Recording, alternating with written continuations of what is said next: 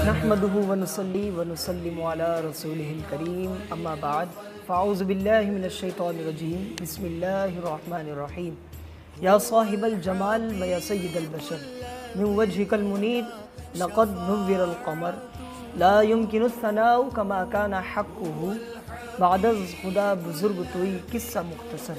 और मुख्तसर सी मेरी कहानी है, जो भी है बस उनकी मेहरबानी है, और जितनी सांसों ने उनका नाम लिया बस यही मेरी ज़िंदगानी है।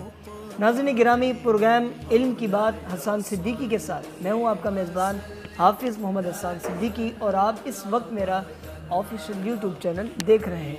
नाज़रीन गिरामी, जैसा कि आप सब जानते हैं कि शबानुल मुअज़्ज़म का ये पूरा महीना एक स्टार्ट हो चुका है और ये बाबरकत महीना है।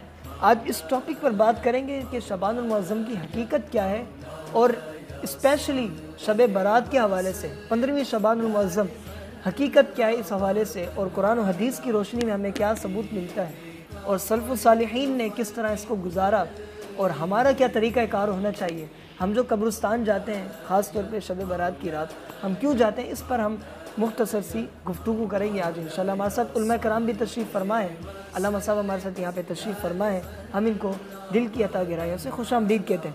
नाज़रीन गिरामी, तफसीलन बात तो होगी, हमारे साथ अल्लामा साहब तशरीफ़ फरमाए। मैं मुख्तसरन सा आपके सामने ये पेश करना चाहता हूँ कि शब बारात बेसिकली है क्या।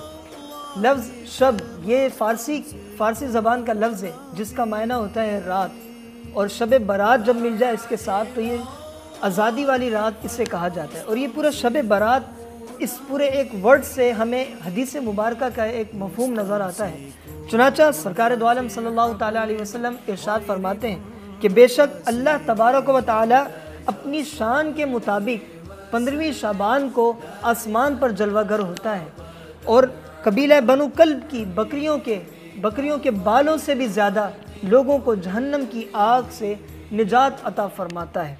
नाज़रीन गिरामी, प्रोग्राम को आगे लेकर चलते हैं।